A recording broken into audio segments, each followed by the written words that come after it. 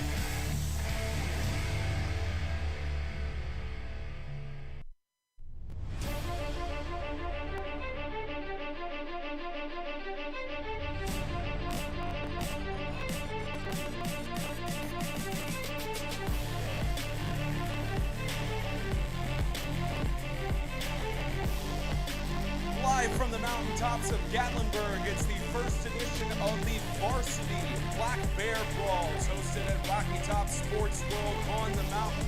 And it's a great matchup between the Lighthouse Homeschool Warriors and the PAC Panthers in their first ever time matching up.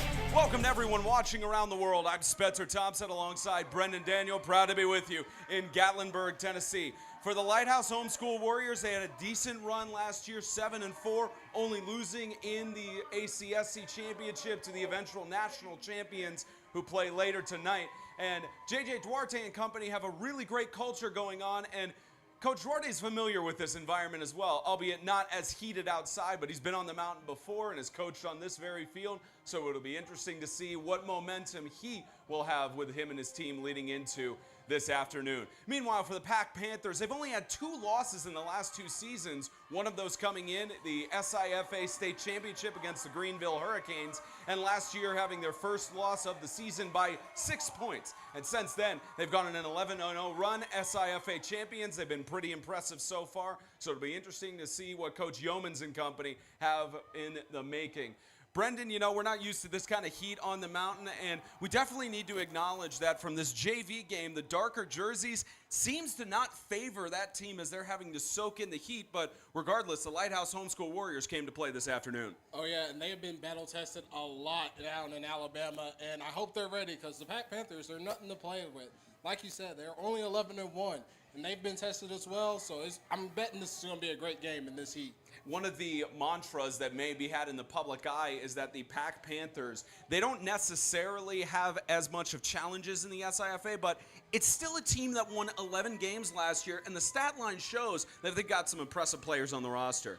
Oh, yeah, mainly Barkley, their guy that can go back and forth, offense and defense. He is a monster to deal with, and you'll see in this game. You know, Barkley, Yeomans, some other great players like Taylor. You've also got, you know, Krupchek and several other guys who have been really impressive on the season. And the biggest question mark that we have as well for Lighthouse, what kind of players are they going to be able to bring to the table, especially against this tough PAC Panthers team? Well, their quarterback has been very impressive. And I'm sure with the stats he'll be putting up, and he's a hard dual threat quarterback, so I'm sure we'll see a lot from him. You know, Elliot Knowles last year, not as impressive of a QBR on the season, but that's also because he didn't have to do that much. He was more impressive on the receiving end and everything, but it's going to be special as we transition into kickoff here between the two teams.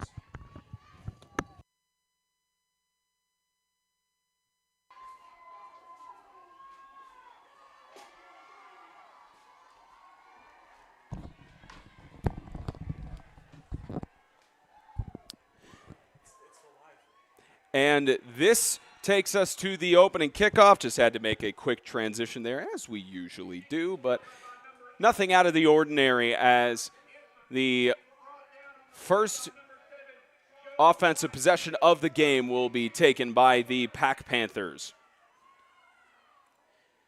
As we mentioned in our open PAC, 11-1 on the year last year. They were completely undefeated in the SIFA. Their only loss was on the road, 12-6. And, of course, we mentioned that there's always that perception of, well, what challenge did they necessarily have or what turmoils did they face? But you've still got a quarterback with a 126.1 QBR, 1,500 yards passing, and did a lot of other things with 12 rushing touchdowns. As we get to see that today, we start out with a keeper.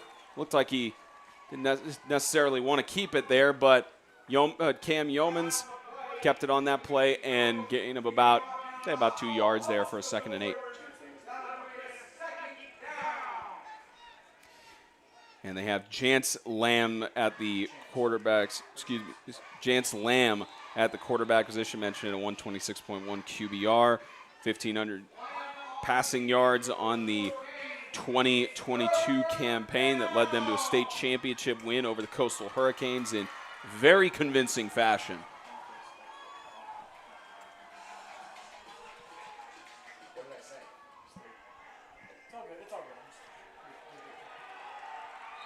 To the 15, make that about the 16-yard line.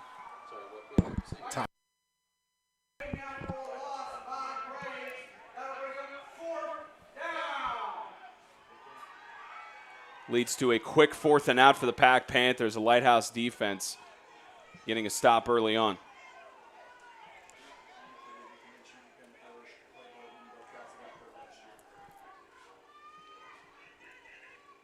This will be booted away. Back to receive for the Warriors was Ben Hirsch, and heads out of bounds. Trevor, assistant coach on the PAC Panthers, got a little bit more reps than he was maybe used to. And the Warriors will start out on the 46-yard line. And one of the biggest challenges you have seen for the Lighthouse Homeschool Warriors is not the talent, but the conference they're in. They have the Evangel Christian School Lightning, who we all know that story of how successful they've been. The Ezekiel Academy Knights, even essentially through the tenure of Coach Hunter Wilson, they've always been competitive in some regards. And you've got East Central Homeschool, who was the reason that they were the number 2 seed, or close to that, where they took a loss in the regular season and then beat them in the playoffs, the recently expanded postseason for the ACSC. Tough competition, and we'll see how that plays out today. That's Boatman with the first carry. Boatman, who was injured, only played 6 games on the season, at least credited for that. He got injured. So there's 2 players that were injured, including Ben Hirsch. And Ben Hirsch he had his injury on a kickoff, torn ACL from that. And Clay Boatman, it shows how much grit the players have when you're playing essentially an entire quarter on a broken foot. So you've seen that similar move in 8-man football when the numbers aren't really promising, as Knowles, right side, is stopped by the defense of the PAC Panthers. Torrin Burns, one of several to get the tackle there. And the defense is coming in and playing hard already on both sides. Both already almost have a 3-and-out. And it backs it up to about 5 yards. And yes, these games do not count for your conference record, but they count on the season, and they're counted for records and statistics purposes. And I can bet you that there are some committee members with the national championship for high school 8-man football watching closely to see how the starting rank is off. Across the middle, great catch and a reception there. Shelton Hill is going to be stopped inside the 20. The Warriors will prevent a flip-flop of 4th and outs and move inside the red zone. Finally on offense, finally getting their key in. And of course, it's the Lighthouse, and the quarterback showing you that his arm is right on point tonight. And Shelton Hill on last season, he played 3 games as a junior, no offensive statistics recorded. So getting a good catch there to start out the year. Coach feeling comfortable with him starting in that position. Here's Clay Boatman. And again, he was injured last season, so chance for the senior to get some reps in early on. And whenever you talk to Coach J.J. Duarte, heading into his 9th season, going into this season, he's 6 below 500. But you talk about the culture that they're building. We'll talk about that in a moment. So here's a rush by Hirsch to the left side, who is also injured, and Hirsch is going to score first for the Warriors. That's a touchdown on the left corner. Just perfect blocking by the offensive line as well. And he just ran. He knew where to go, and he saw yellow grass and just went in. For Hirsch, who got injured on one of the first kickoffs of the season last year, no statistics recorded whatsoever through that. And the junior at the time likely devastated to not be able to play with his guys, especially the seniors who graduated last year. He's already making his mark as one of the team leaders. First points of the 2023 campaign, and looks like we will get a false start on this 2-point conversion attempt.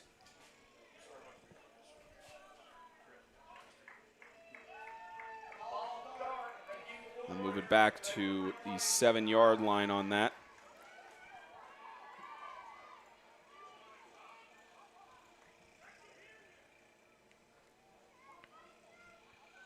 Another 2-point conversion attempt coming up.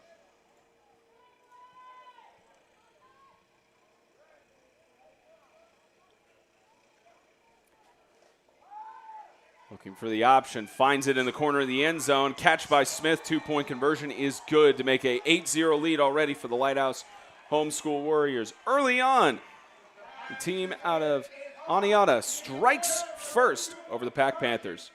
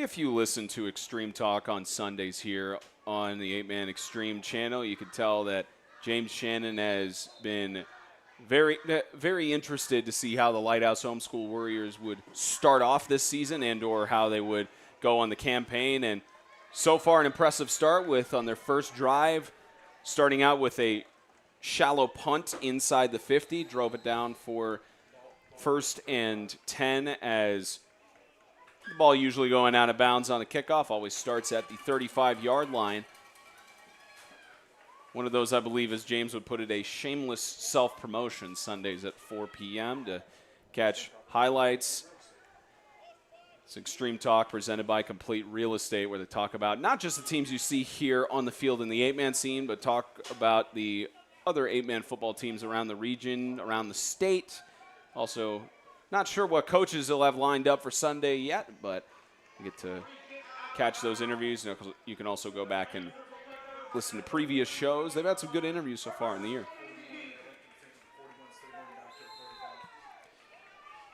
It looks like the ball went out of bounds at the 41-yard line. You have the choice as a coach to take it at the 35 or where the ball went out of bounds, regardless of where it is on the field.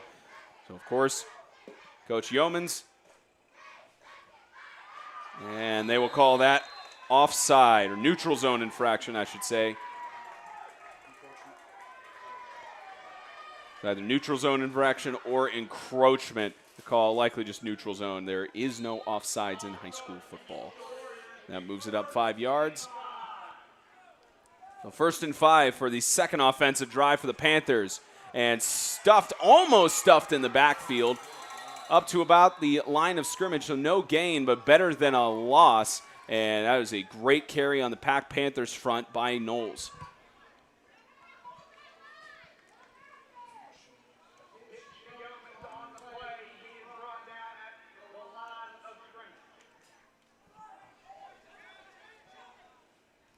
Second and 5, gain of 1 with the carry. And they trusted that to the senior Joseph White, who on the campaign for 2022, he only had 2 carries for 4 yards. A lot more productive on the receiving front. Had 29 catches for almost 600 yards and 10 receiving touchdowns. Likely what you'll see maybe this afternoon or through the rest of the PAC Panthers season. Here's a 3rd and 5. Option here for the toss and the catch made. Great catch there by White. Right on cue. He continues to be a good receiver. I beg your pardon, looking at the wrong roster there. Connor Essig. Talking, of course, about Joseph White on the Lighthouse Homeschool Warriors. As Essig got that reception. He's also had a good year in previous season. 6 receptions for 189 yards and 3 receiving touchdowns, continuing to make plays there. As we get another carry up the middle. It's Aiden Havens who lost the football, and the Warriors are going to recover it. An important stop for Lighthouse. Just when PAC Panthers was out to catch some heat, the runner just end up losing the ball. You got to make sure you keep that ball in contact. You don't want to loaf it around like a piece of bread, because that will fly away.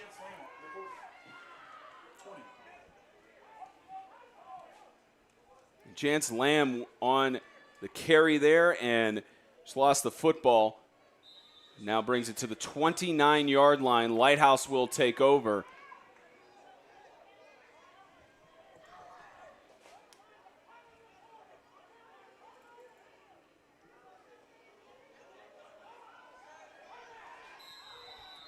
And it looks like we have timeout called. Looks like the PAC Panthers will use their first timeout of the half. About 5:36 left to go here in the first quarter, and the Warriors get a turnover on downs as they lead by 8.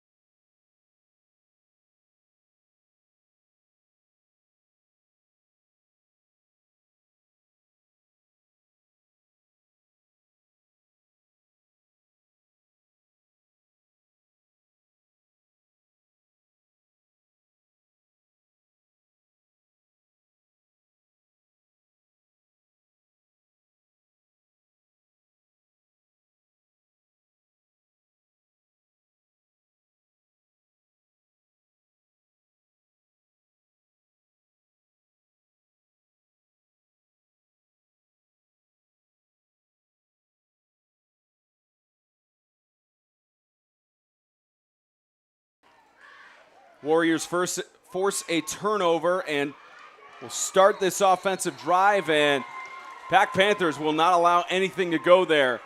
Hype shown from the linebacker in. It's in the PAC Panthers' own Sean McNulty.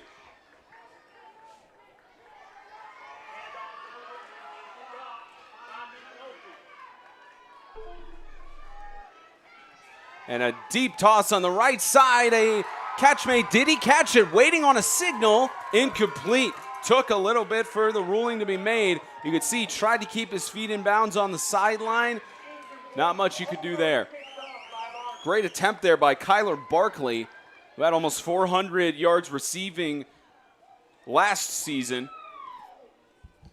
And he showed that wide receiver talent as he went up and tried to get that interception.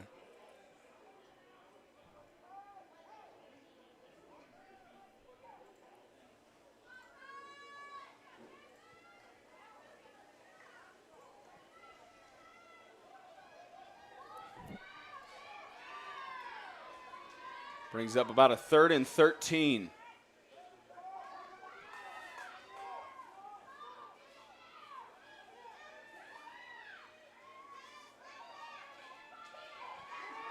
In the pocket, almost sacked. Direct carry by Knowles. Elliot Knowles will be brought down. Maybe a gain of a yard or two. Nowhere near enough. And McNulty again. This defense just staying on. They're paying attention to the ball, and they're all ball hawks. If no one has hesitated. McNulty in 2022, 62 total tackles, 48 of those assisted, 14 tackles for loss. PAC Panthers, although they gave up the ball with that fumble on the last drive, not allowing the Warriors to have any chance to march it back down the field. High snap on the punt, and it's going to be carried by Dally Smith. He's trying to keep it in play, but that will be a devastating loss. Ball flip over to the Panthers inside the red zone. Great field advantage for the PAC Panthers. That's going to make it complicated for the Lighthouse defense to keep these Panthers off. Let's see if they can do it because they got nice field percent.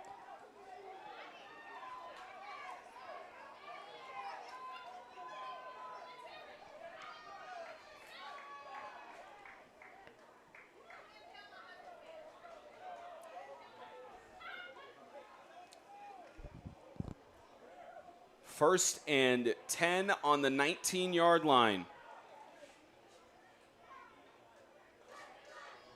Should have that technical issue fixed in just a few moments for you. Go radio style while it's happening right now.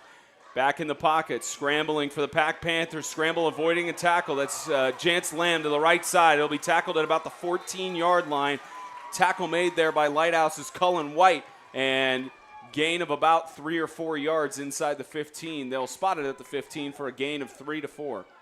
And he was about free. If he just made maybe a little juke move, maybe he had got free and got that touchdown.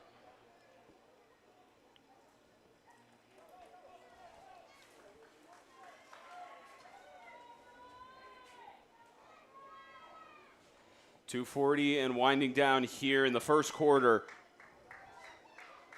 as the Panthers look to give a response to Lighthouse's first drive. Here's Lamb. Scramble. Couldn't avoid the 2 men around him. Tackle made there by Wenninger and company.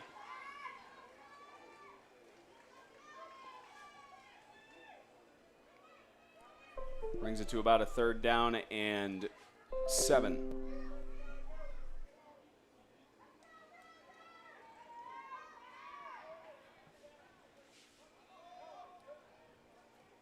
From the 15. Right side. Catch is incomplete. Attempted but incomplete. Essig tried to pull it in there on the right side. Couldn't do it. Brings up a 4th down.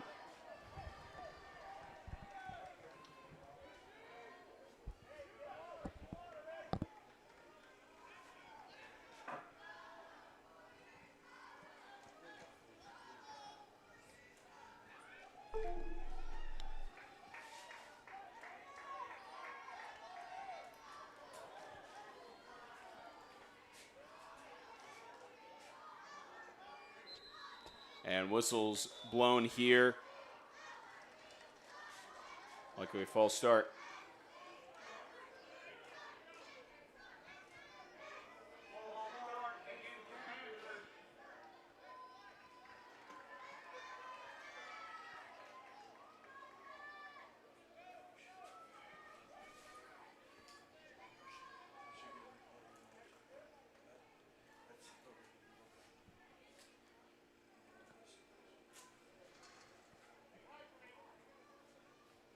Move it back 5 yards for now a 4th down and 11. And as you usually see in 8-man football, they go for it this close to the end zone. 4th and 11. Looking for the option. Surrounded by the Lighthouse secondary. Warriors will take over. Lighthouse defense keeping it strong and not breaking. Way to make up for the special teams.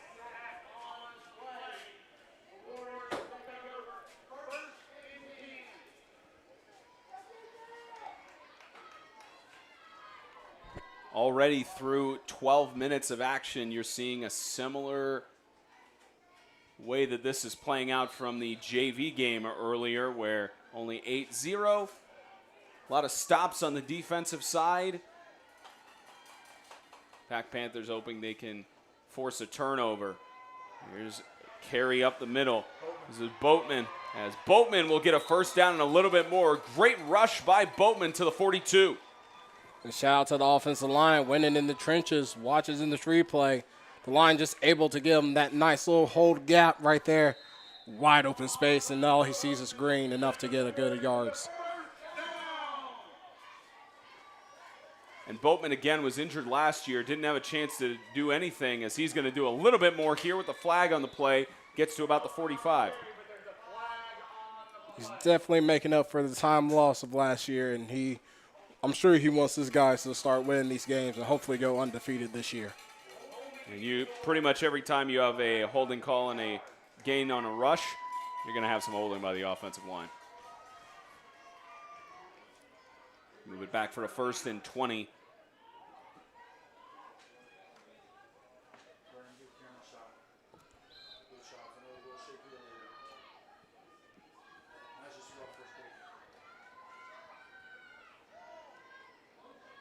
Time winding down, about 30 seconds left to go in the 1st quarter, as this will be who else but Boatman again. Tries to push up the middle. Notice how it takes about 2+ PAC Panthers to bring him down, just because of the sturdiness that Boatman brings anytime he's carrying the ball in the backfield. I mean, he has the height and he looks like a big fella, so I'm sure it's going to, if not take 2 or 3 guys, maybe the whole team at some point. But as long as he keeps moving those feet, he'll have no problem. Looks like that's going to do it for the first 12 minutes of the first ever 8-man football Black Bear Brawl kickoff game for high school football. From the mountaintop, the Lighthouse Homeschool Warriors scored on their first drive and are marching down the field. We'll be right back in just a few moments.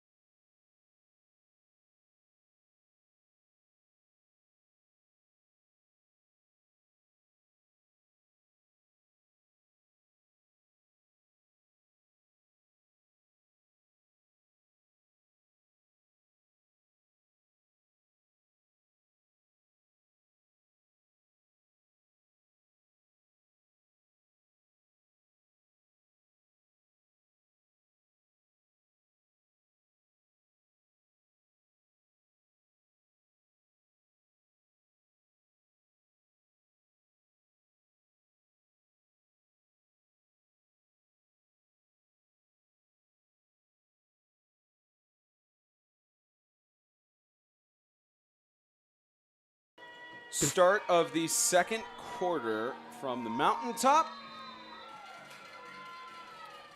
swap sides of the field from their own 35-yard line. The Panthers trying to defend this one. Toss left side. The catch is not made by Joseph White.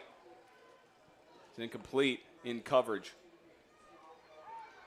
And I seen that he thought it was a little short. Nah, you gotta keep going, man, until you get that on the ball completely.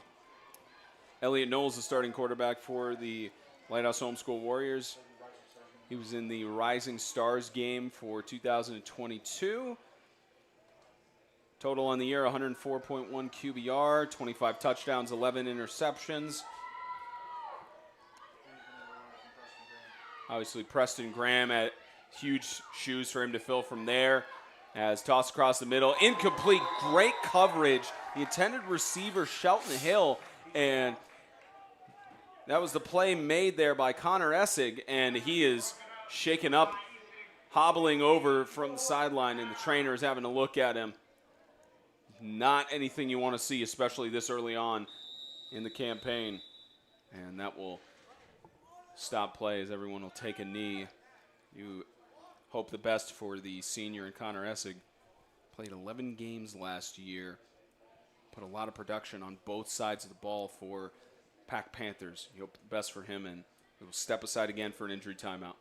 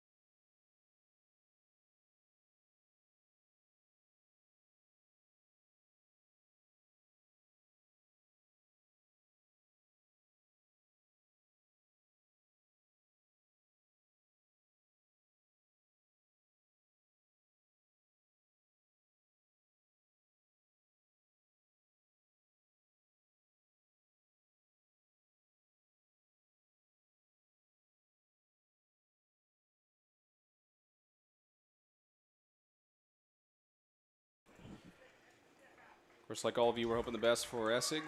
As you're cheering from the sidelines, he is being looked at by the training staff right now.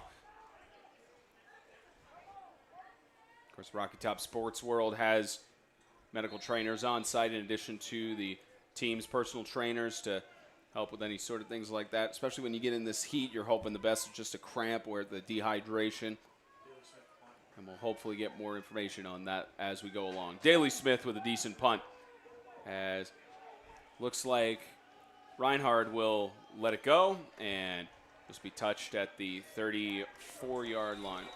Make that the 24-yard line, about 10 yards back, as the Lighthouse Warriors will do their best to make another drive down the field. And Warriors, of course, with the way the All-American game is structured, their seniors have graduated who participated in the All-American game, but rising stars, you had great players such as well, and we'll talk about Lighthouse's players in a second, but for the Rising Stars game on the PAC Panthers, you got Evan Patterson, guys like Sean McNulty, Cameron Humans, Connor Essig, Kyler Barkley, and Jance Lamb, all of them fantastic on that Rising Stars game, and they know this field very well. We're here just about 8 months ago. A lot different weather conditions on the mountain when it gets to December compared to August. It's a lot more colder and a little more easily to play in than this heat, and you won't get as many cramps as you would.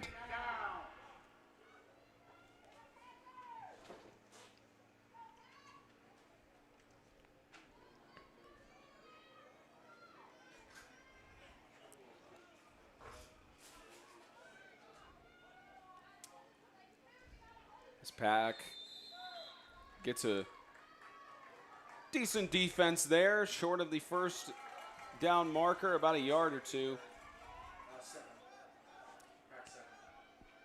And looks like as Yeoman's on the carry there. PAC actually was trying to prevent the Lighthouse defense from defending there. 3rd and 2 set up here. And looking for the pass across wide open on the left side, just out of the reach of Xander Ism. And there were no stats for Xander on the year last year. He's a senior this year for the Panthers, and just out of his reach to try and make that catch and convert the first down. And when you see Jance Lamb come onto the field, it's likely they're going to go for it on 4th down, especially with only 2 yards to gain. I think the Panthers also realize that when you're down to the Lighthouse Warriors, you got to prepare yourself. And looks like Lighthouse is going to take a chance to think it over. They're going to use their first timeout of the half and give us a chance to step aside and let you get a chance to see all of the sponsors here for the Black Bear Brawl.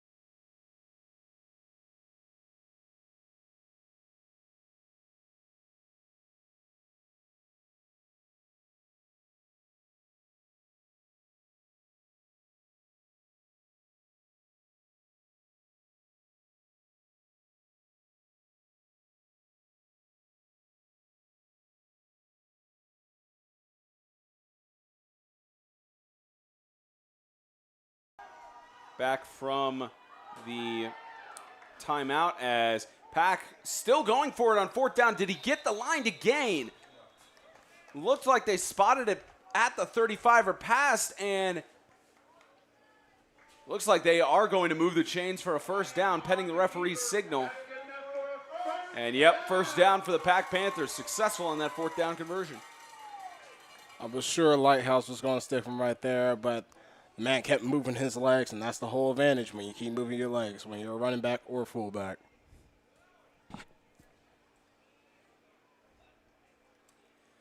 Another set of downs for the Panthers. Took 2 additional guys to bring down the runner. Reinard got the carry. Reinard, a junior, as a sophomore, 51 carries for 586 yards and 9 rushing touchdowns. You could say that's a decent year, especially as a sophomore. I'd say that's an amazing year for a sophomore, and it shows why he's playing right now. And he's about to show what he can do this year and maybe up those numbers.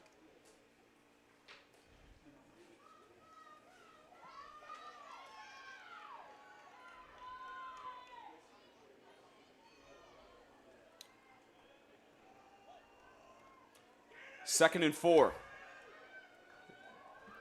There's Lamb. 2-yard gain. Cuts the difference to make it a 3rd and 2. Kind of lost his footing there as he was, looked like he was doing a handoff, but he tripped off and had to keep the ball himself. Smart move for a quarterback.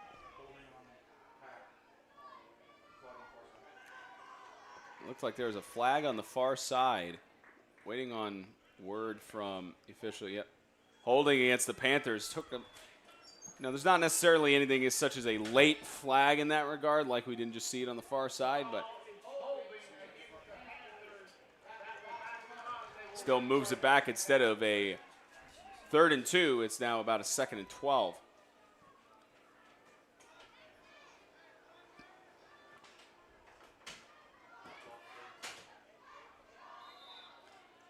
from the 32.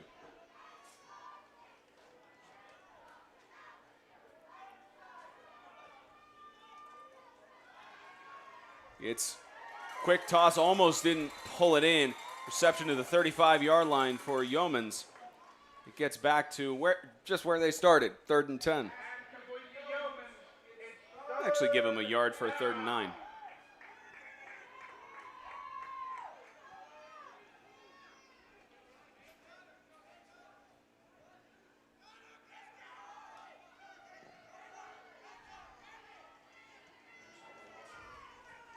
Change at the line of scrimmage. Just hear them shouting, "Get him," as the catch is made by Yeomans. Get a carry there. Not enough for the first down, but they were in this situation on their last set of downs, short by 2 yards on a 4th down. That's where you just hand it off to your big man and just get those 2 yards, and if that's possible, it ain't hard. You've done it before, so you can do it again. Coach Yeomans putting trust in his offensive coordinator, it looks like. Or if he coordinates the offense, putting the trust in his offense. Makes it a 4th and 2.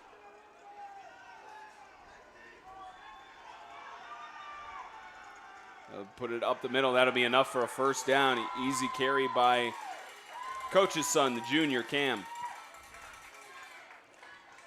He had 101 carries last season, 1,235 yards. I think it's safe to say that Cam Yeomans, you have sometimes with teams, there's that perception of a coach's son, that's why he's playing more, but it's not the case with Yeomans. He's showing up and he's putting in the work, and that's why he's probably held to a little bit of a higher standard by the head coach.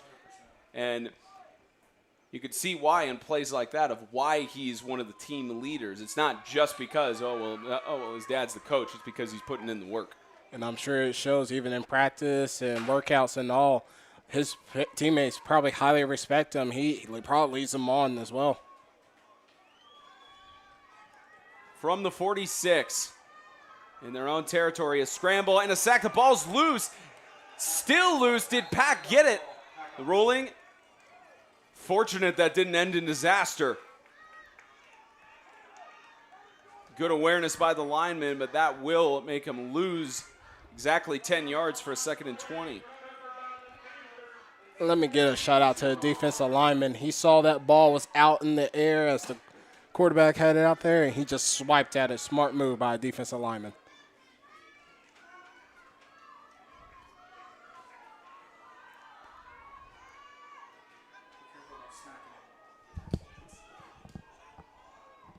Second and 20. Carry again. Lamb. Lamb very versatile as a quarterback. Likes to go on the wings.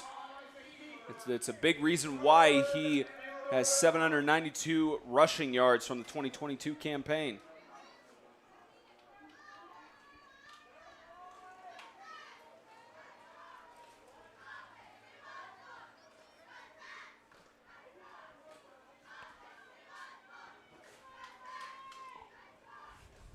And Lamb last year, 126.1 QBR.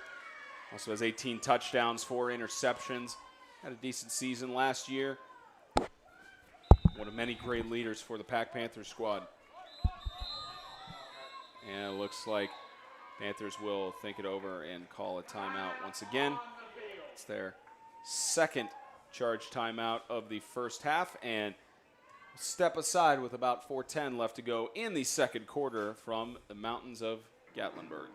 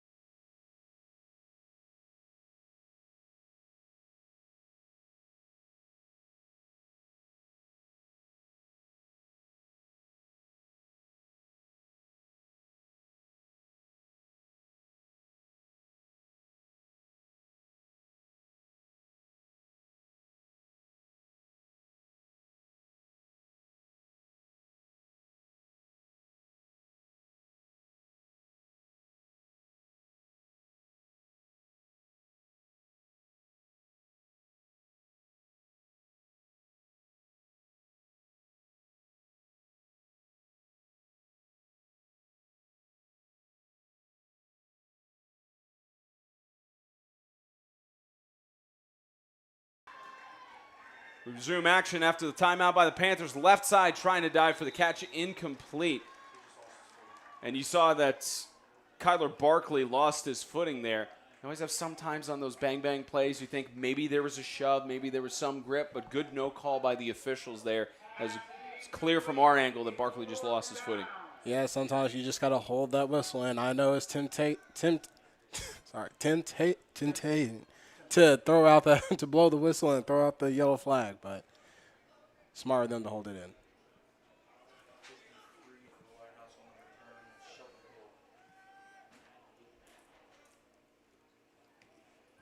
As this is just punted away. Goes out of bounds at the 42-yard line. And PAC unsuccessful on all of its offensive drives thus far, as we are just over 3 minutes left until we get to halftime. Extended halftime here on these games, 20 minutes. We'll, of course, keep a little bit of the audio on. Both teams will have halftime performances from their cheer squads. And no halftime report on our part.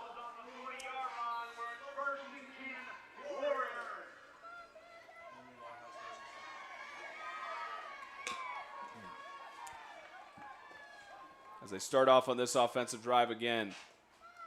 Maybe offensive drive 4 or 5. It's a handoff to Smith. Gain of maybe 1 or 2 thanks to Yeomans with the tackle. And the Lighthouse Homeschool Warriors, they've got some decent players. You know, last year they only had 1 player in the Rising Star game. They maybe had a couple seniors that were in the All-American game, maybe less than that. And the only one who went to the Rising Stars game was Elliot Knowles, their fearless leader, under center.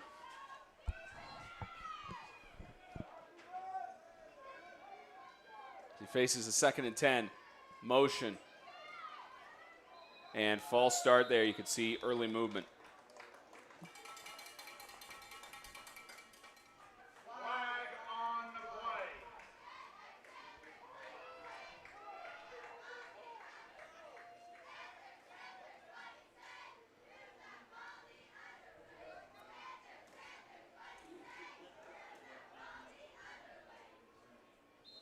Moves it back 5 yards, 2nd and 15 on the 35.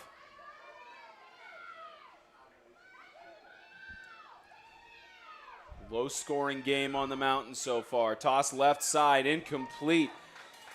That was a toss over to John Caden Moon, who also had no stats on his sophomore year. And John Caden Moon was not looking on that toss there. Brings up a 3rd down.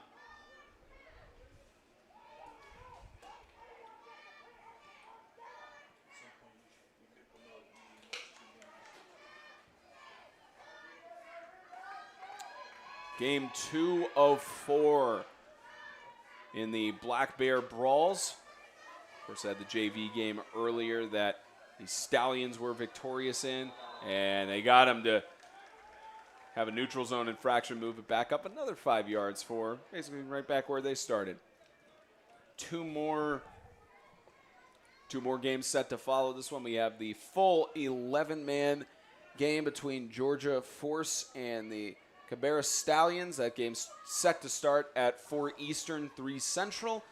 James and Brendan will have the call for that one. And then the night game that most everybody is looking forward to. The Evangel Lightning, 5-time defending national champions, start out their 2023 campaign against the Cary Christian Knights from North Carolina. That game will start at 7 Eastern, 6 Central, right here. All the games here on 8-Man Extreme. Here's a 3rd and 10, deep toss over to his man 2, just between his hands. Ben Hirsch couldn't make the catch, and there is a flag in the backfield. PAC is expressive of their frustration for that, and it looks like it's going to be a 1st down for the Warriors. And that's a little tough. I don't know. I think he got there about at the same time. But it looks like actually the hand was on the arm. Apologize, not sure why our video froze up there, but according to our producer James Shannon, it was a hand on the arm prior to.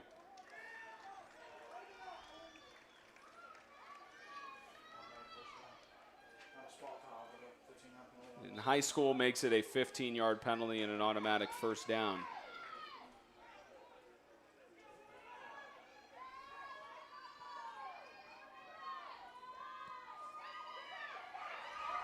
And as the Lighthouse Homeschool Warriors get new life, a forced sack.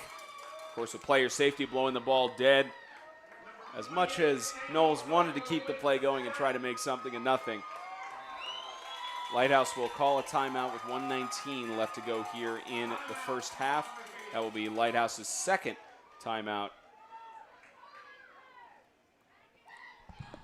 And one timeout remaining for each of the teams. You know, of course, a lot of people with the certain questions surrounding why maybe start your season out this early on the mountain, but for most of the teams, especially Tennessee and Alabama that play 8-man football, this is their starting week. Louisiana as well, this is their starting week. And another big reason is that Gatlinburg, of course, the Rocky Top Sports World hosts a Rising Stars game and All-American game for both of those for 8-man and 11-man football. And the most valuable player for the games here today, which MVP, there's one for each team. Each of the players, or each game, one MVP. They all get a scholarship, and guaranteed slot in the Rising Stars game and/or All-American Bowl. Ben's, of course, the All-American Bowl prioritized the seniors and some juniors. I think there used to be an exemption for sophomores, but it's a very limited case in that regard. But it's mostly limited to seniors and juniors to give them one last game, and that's, of course, why the Rising Stars game was founded, to be juniors, sophomores, and freshmen, to give them that opportunity as well. Scholarship given and guaranteed slot in the Rising Stars game and/or All-American Bowl. 1:19 left to go in the first half as Lighthouse will likely drive it down the field, and that is overthrown. Good, decent protection and pass intended for Hirsch. And as you watch on the replay, the offensive line is giving him perfect time to get that throw off. Look, everyone's covered, and then just not enough for the wide receiver to make it.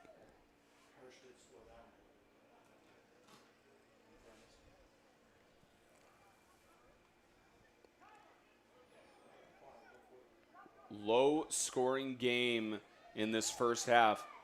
Lighthouse trying to make a difference with that, especially because for Lighthouse, they kicked off for the first half, so if they get a score here heading into the second half, huge momentum shift.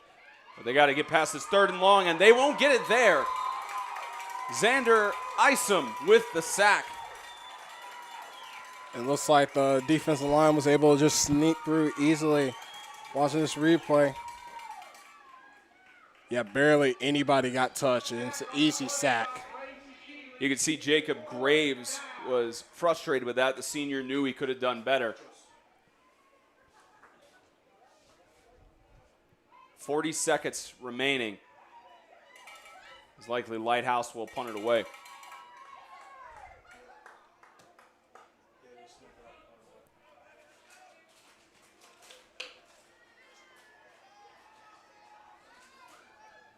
Smith to punt. Looks like McNulty deep back to receive. Time called. And Lighthouse will use their final timeout of the half with 19 seconds remaining. Interesting that Lighthouse calls a timeout here, especially because they're not going to necessarily get the ball back in 19 seconds, and PAC with their one timeout. Challenge is this Panthers offense hasn't really been able to get anything going in the first half, so trying to march down the field with one timeout in 19 seconds would be a challenge in that regard.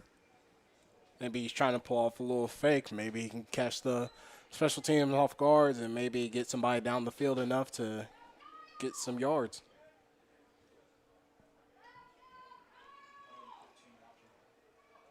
Certainly Elliott Knowles can throw it.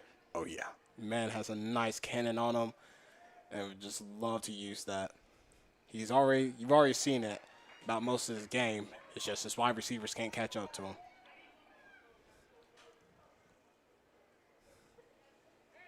Correction, it's actually Reinhard back to receive the punt. Like you mentioned, Brendan, depends on if they try to fake it or not. We've seen that happen before. Special teams just keep them spaced out. It's probably the smartest move just in case there is a fake going on. And they will opt to punt it away. Almost blocked there. High up over to the 35-yard line. Good bounce all the way to the 23-yard line. And waiting as long as they can. 5 seconds remaining, so one play barring a defensive penalty.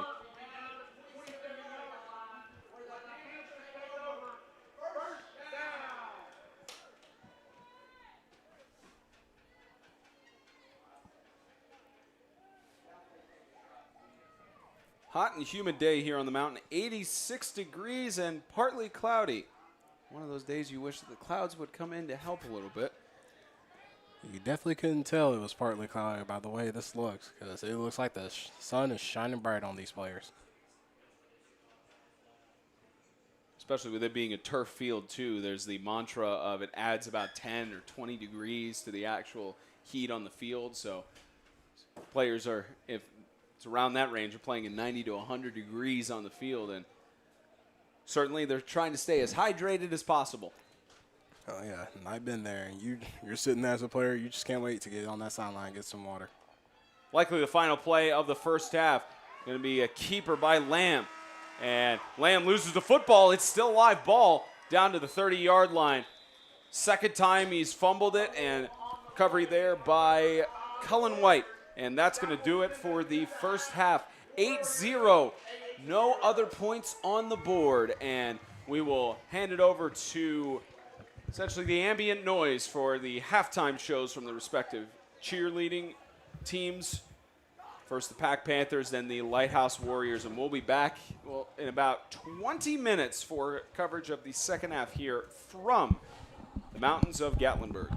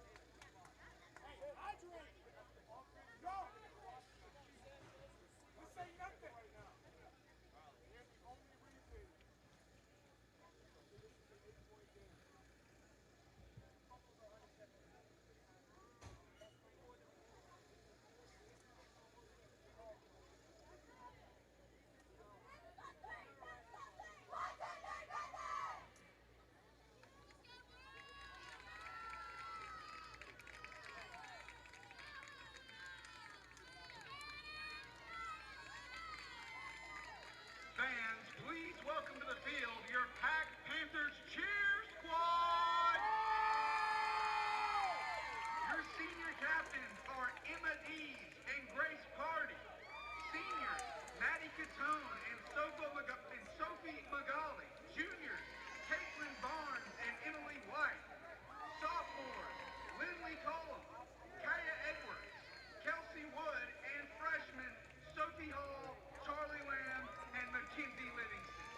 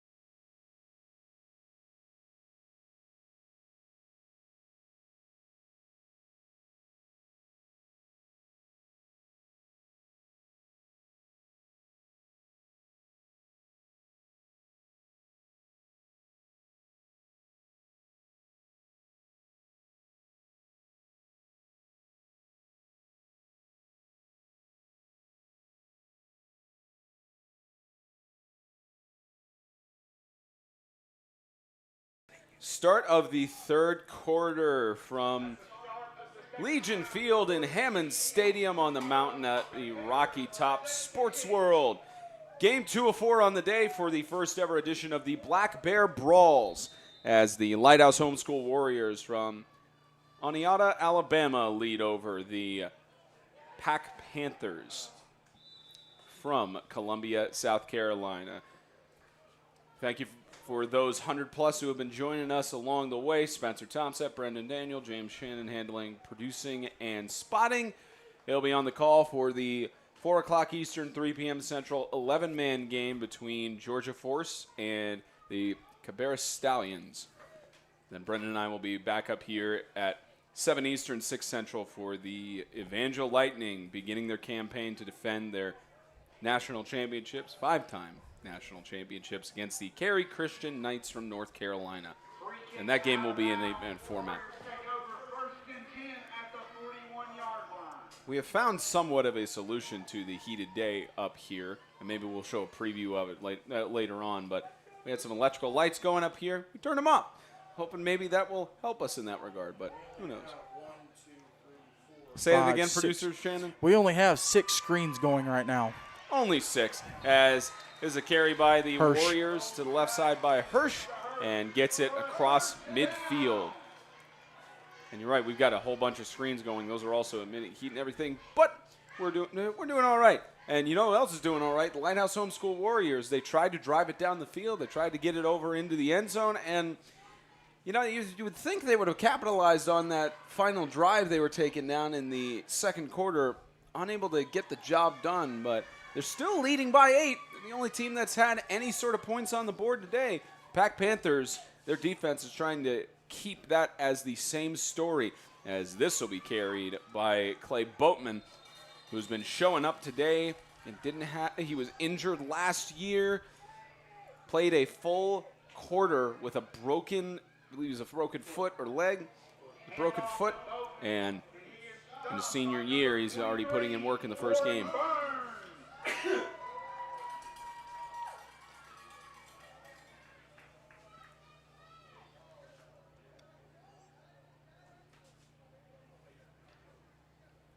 Three-yard gain for a 2nd and 7. Another opportunity. Little bit of time as he's brought down, and the toss of the catch is made. Touchdown by Boatman. From a broken leg in a quarter, a broken foot in a quarter in 2022, to showing up in his debut game back in 2023. What a perfect play by Coach. Fake screen and just roll out, free game man, touchdown.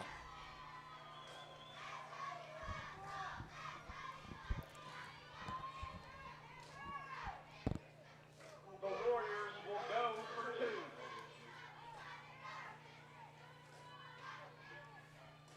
The connection between the seniors, you can tell it's there.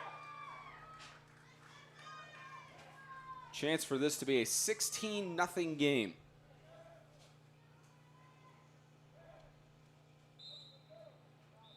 And looks like they have either encroachment or called a false start.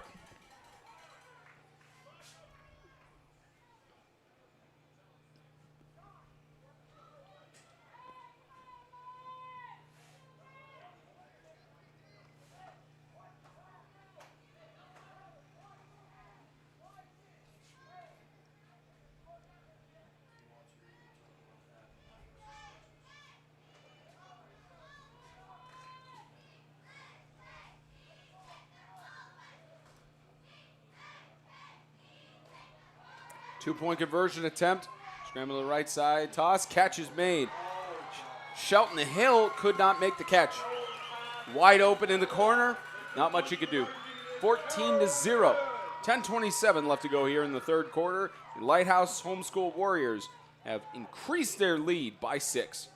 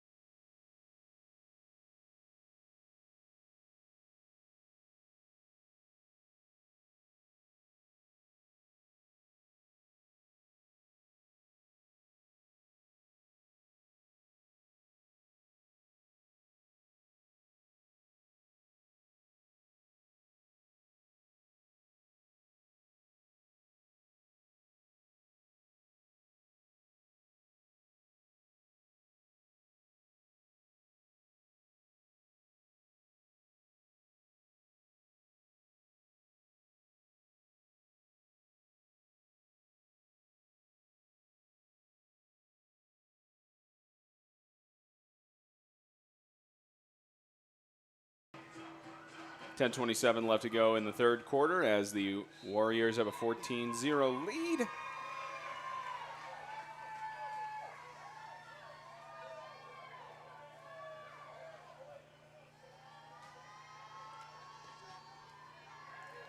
Light kick bounces at the 21. And just past PAC Panther. So he's down at about the 17. So it was Isom with the kickoff return. And let's talk about the Providence Athletic Club, or PAC Panthers, for those who didn't know what it stood for. Heading into their new year for the next year 2023 campaign. Of course, their full schedule, they're currently, as you can tell, live right here with Lighthouse. They play the team that they lost to last year, Jefferson Davis Academy. Play them next week, and then they continue on the campaign. JDA a non-region game, and then they head back to their region on the road in Cope against Harvest Christian Academy. And it currently says on their schedule, varsity opponent on September 1st. Does that carry up the middle by the PAC Panthers gets maybe a yard or two? Just says varsity opponent on Max Preps. Maybe it's a bye week or maybe it's another opponent, who knows. But they head to Bluntville to play Tri-Cities Christian, a Southeastern Extreme Conference member. They continue to Orangeburg for the Orangeburg Christian Academy Patriots as another attempt to carry up the middle, and that Lighthouse defensive line is just not having any of it. Victory Christian, the Augusta Eagles, and then they are set to have a road game in conference against the Coastal Homeschool Hurricanes. So decent schedule for the PAC Panthers. Could go one way or the other. Right now it's going against them for this non-region game against the Lighthouse Homeschool Warriors. As PAC tries to have a two-man shield past the 20-yard line, nothing the Warriors can do, and you could tell how hyped up the coaching staff is with that one.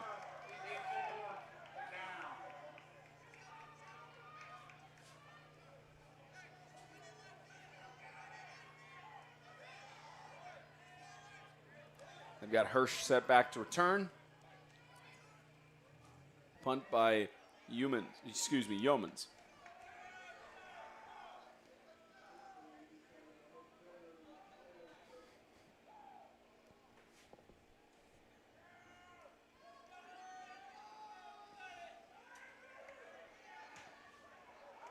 Good punt deep. And that's going to head the outside. Hirsch electing not to return it, as this will go all the way down to the 22-yard line.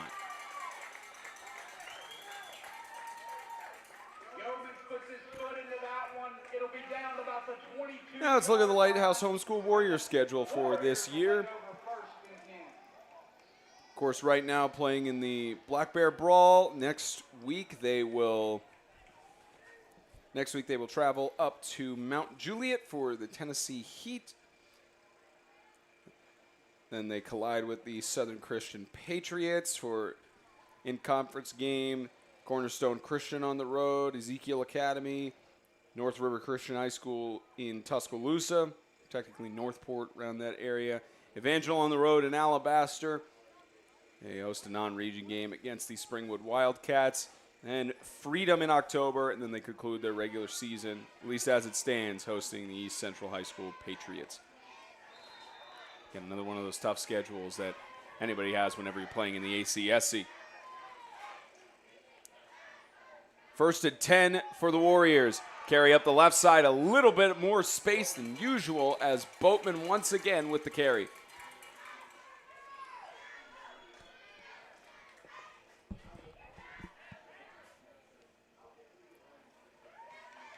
It's too bad we don't have any live statisticians keeping anything statistics-wise on site. Otherwise, pretty much the name we've been calling the majority of the day has been Boatman.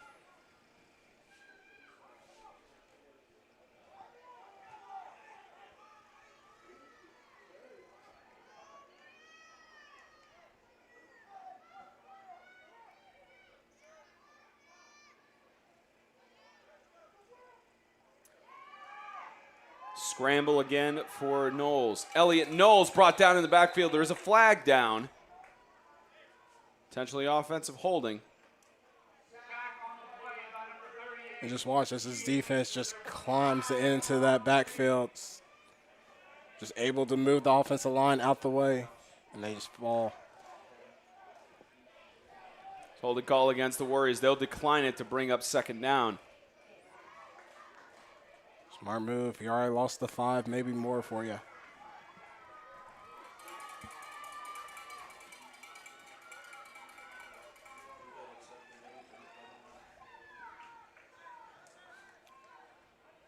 Decline penalty. You saw the official having a conversation there, electing to let the down count instead of repeating for a 1st and 20. It's pretty much the name of the game for this PAC Panthers defense in trying to prevent any more opportunities. Scramble across the middle. The catch is made. Wove right through. Heading all the way. Shelton Hill cannot be stopped. Touchdown, Lighthouse. What a perfect play. Just the go route as you see in this. Nice pick off for the wide receiver. Just right over. And there's a flag in the backfield. Holding again on the Warriors. They'll bring it back for a 2nd and 20. And I wonder if that was that wide receiver that picked him off. Maybe he got caught with holding just a tad bit. Now, the officials are talking here about the penalty that was announced. They're having a discussion. And Coach Duarte and the coaching staff wondering about the penalty, so waiting for final word. There's a holding call against the defense. So it was on the PAC Panthers. So the touchdown counts, and they will enforce it after the play. Of course, Yeoman's talking to the official there, wanting an explanation on the call. But another 6 points, and what originally was a killer for the Warriors is now something that makes them even more of a survivor. But survivor is a very loose term with them being in control the entirety of this afternoon's game.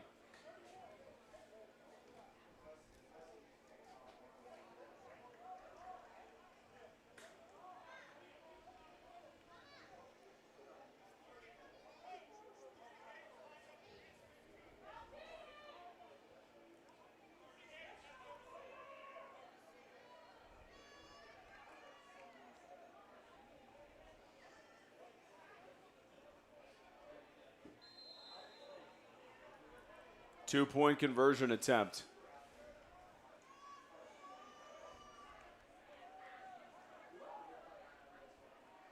Toss left side, too low, incomplete. 20-0 game here on the mountain. Very similar to what we saw in the JV game. Low scoring heading out of halftime. Second half, the team up at the half takes the lead even further. Coach Duarte and company have control.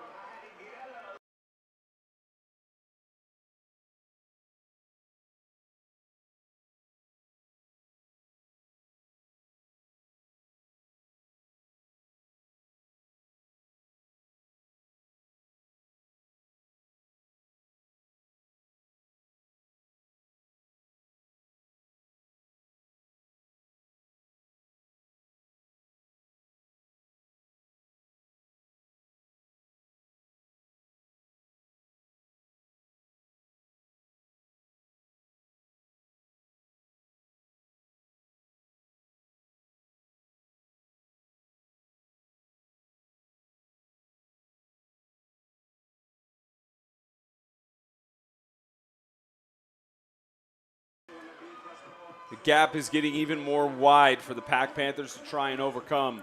20-point lead as the Warriors booted away in a few moments.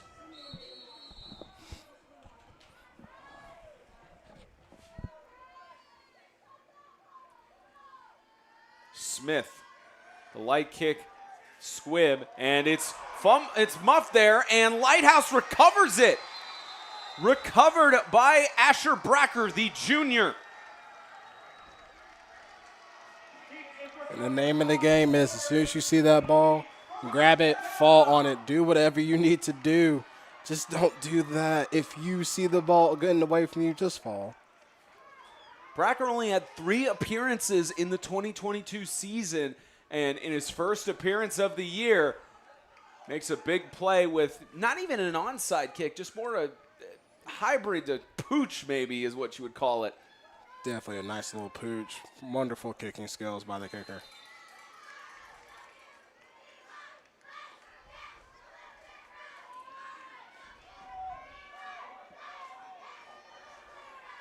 So now the Warriors have a chance to do even more damage as they toss it up top left side, incomplete through the one hand of Smith.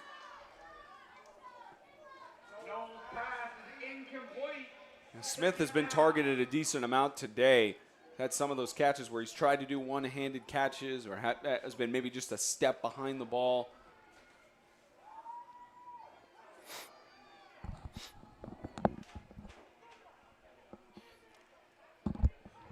It's already a large mountain for the Panthers to climb.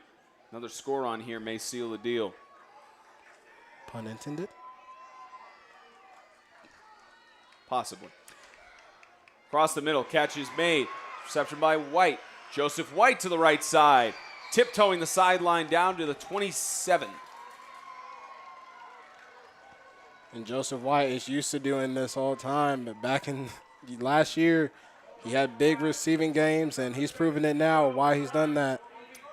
Just a nice catch and keep in, nice stiff arm, and just keep rolling.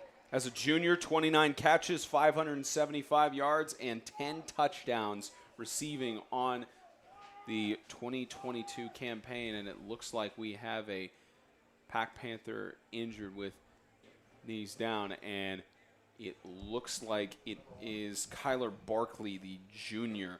Had an incredible performance through season, and we will step aside for an injury timeout.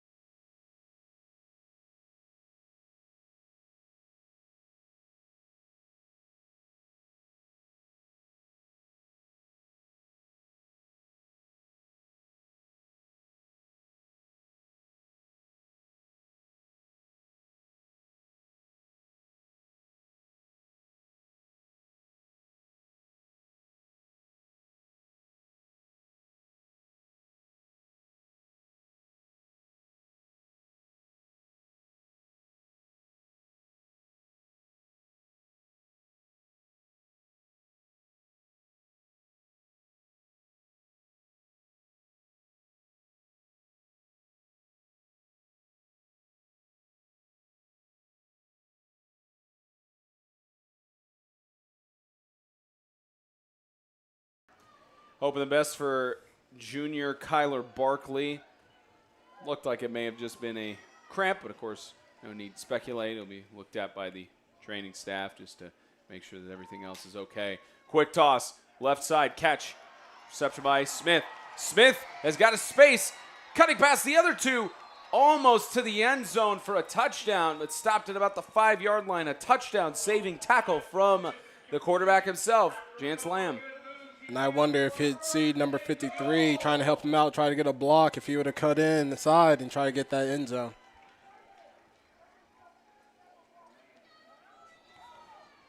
Especially because he had those two guys around him. He probably could have juked out and went to the right. Mm-hmm. And just had that guy blast one of them, if not both of them.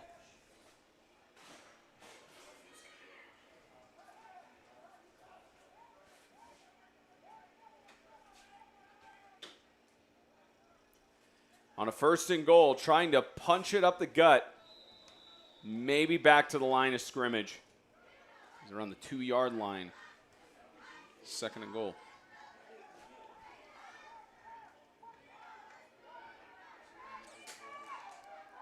And it looked like he was confused on who to give it to.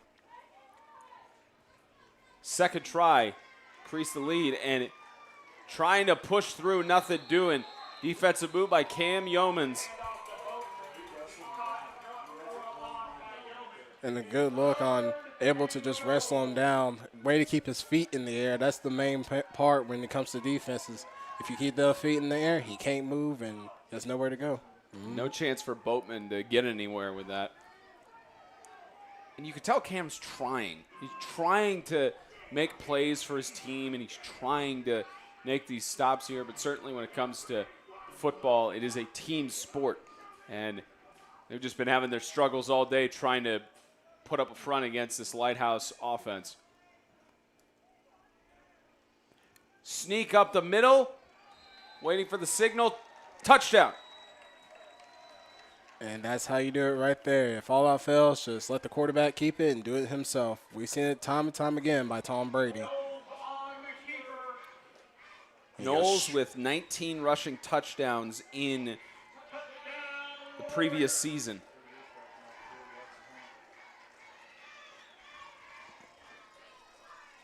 Two-point conversion attempt coming up.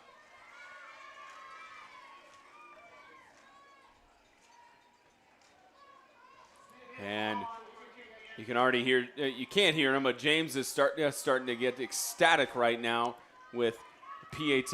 James, do the honors, sir. Here we go. Daley Smith to kick it. Snap, set, kick, blocked. Didn't even look like it necessarily had the height that you would have for a PAT. Attempt is missed, 26-0, 2:17 left to go in the third quarter. The Lighthouse Homeschool Warriors have made it almost impossible for the PAC Panthers to crawl back.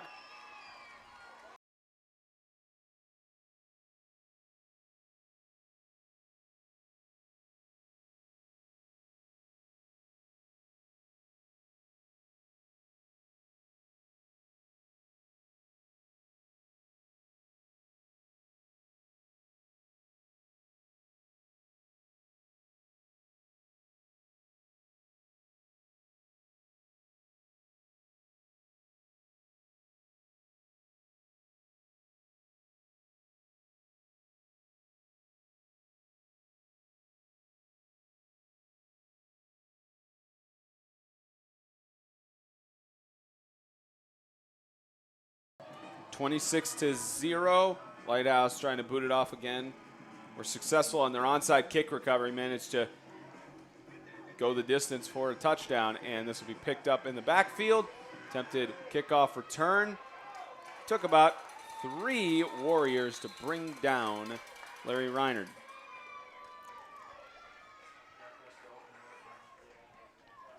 And PAC has to score on this run, or it looks like the game is going to get away from them. Only 2 minutes left in this third. It's going to be tough for them if they can't score on this run.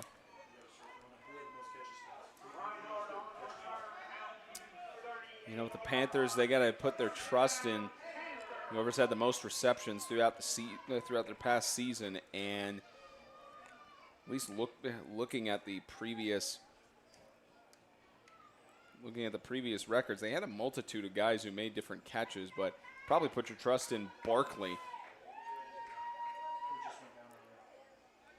But the problem is Barkley was unfortunately the one who had that cramp earlier, so I don't know if he's back in the game or not. He's standing on the sidelines, which is a good sign, and it looks like they got him for offsides. Well, that's a good start. Get the penalty and get go. My apologies in encroachment. 1st and 5.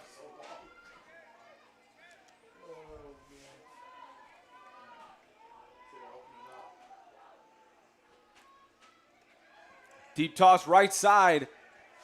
And the catch is made in coverage, or is it? Bobbled waiting for the signal and ruled incomplete. He's bobbling it on the sideline. Great coverage there by Hirsch. And what looked like could have been some new life for the Panthers turned into an incomplete. And it was a perfect pass, and the wide receiver is able to get the hands on it. He just has to bring it in.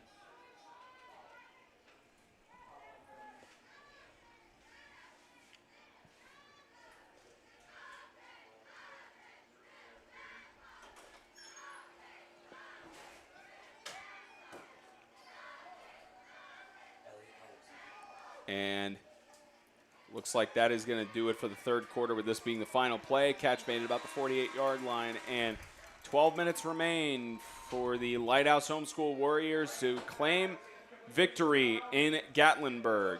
12 minutes remain for the PAC Panthers to try and mount a comeback. 26-0. Warriors lead over the Panthers here in Gatlinburg.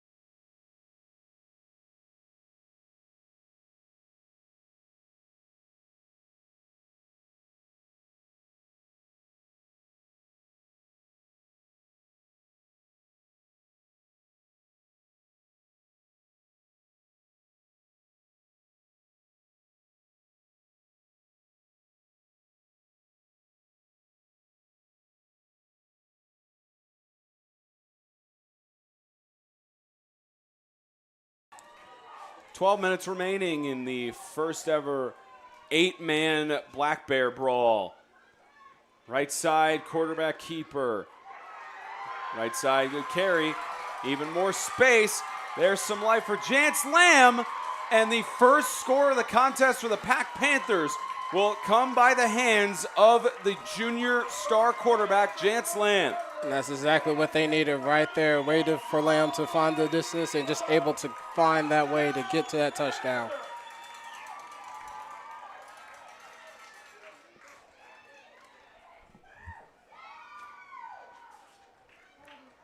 Lamb already had 12 rushing touchdowns last season.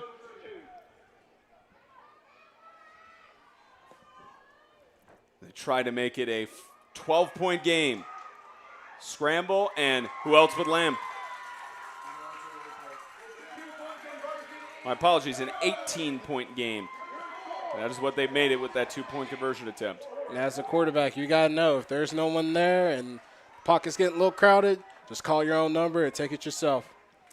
And it only took off 15 seconds, and to my knowledge, neither team have used their timeouts. So PAC looking like they might be able to mount some sort of comeback here, some momentum.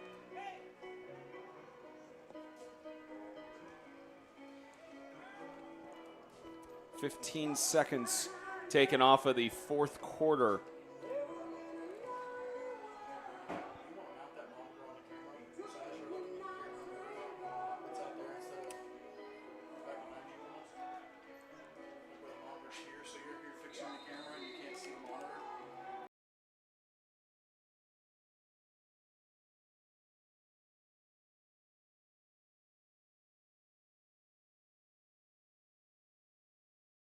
And this year's the first ever edition of the Black Bear Brawls. The Rocky Top Sports World, of course, has had a great track record the last essentially four editions of the All-American Bowl, and decided, why don't we extend that just a little bit and add an even more exciting event that gives a great opportunity for high school students to show off their talents to the rest of the eight-man football world, and same with 11-man in the games that they're hosting. Of course, there are other games that are going on that went on last night in the eight-man football world, and to my knowledge, these are the only ones going on today across the rest of the region, aside from Tri-Cities and Orangeburg Christian. Other than that, the only games going on today, and missed the ball, and they got the onside. PAC has made it just a little bit more interesting The problem is that Lighthouse person tried to run in and hit the guy instead of trying to grab the ball. You got to grab it instead of trying to hit the guy. And it especially helps that they made that 2-point conversion because all they need are 3 touchdowns straight. Don't even have to make any of their 2-pointers going forward to tie it up. Now it's a good start. But they still need 3 scores even if they were to make their 2-pointers the next drives. And we do want to give you an update for the senior Connor Essig. He is done for the day. Looking down at the sidelines, looks like he is not dressed anymore. And hoping it's nothing serious as they further evaluate him when they get back to Columbia, South Carolina. Carry by Lamb, flag on the right side, loss of a few yards, and likely a holding call coming up.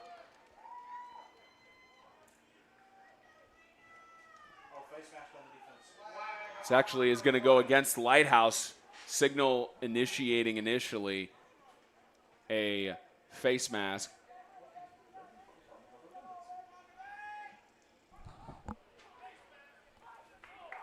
And a benefit for the PAC Panthers.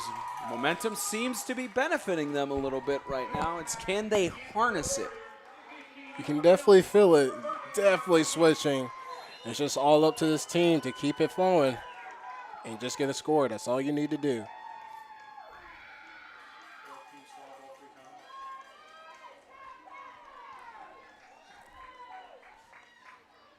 And we have a stoppage of play right now. There is I believe it's one of the staff members for Rocky Top Sports World talking to the official.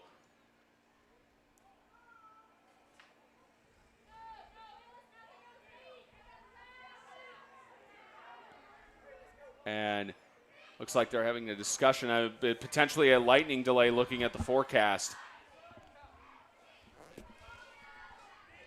Waiting on official word. So at least on the forecast right now, we mentioned it was 85 to 86 and mostly cloudy. There is a severe thunderstorm watch. According to the National Weather Service, these conditions are expected to last until 8 p.m. this Saturday with a 45% chance of rain, 4 p.m. And looks like, yep, they have cleared every player off the sidelines. Of course, player safety, the number one priority here. And we're officially in a weather delay because of that. And I guess the benefit in that sort of regard is that they've stopped it at 11 minutes and 14 seconds. The benefit is that there's an hour until the next contest is supposed to start. 30 minutes from the lightning strike. And for those From the lightning strike, if there's not another one, you can. And for those who are not aware, when a lightning strike is seen in the area, 30 minutes. If there's another lightning strike, that timer resets until you have a straight 30 minutes. To my knowledge, that is the high school rule. We'll get you an update on that if it does change. And that is, we just confirmed that with some of the officials. There is a lightning delay on this competition between the PAC Panthers and Lighthouse Homeschool Warriors. So we will step aside.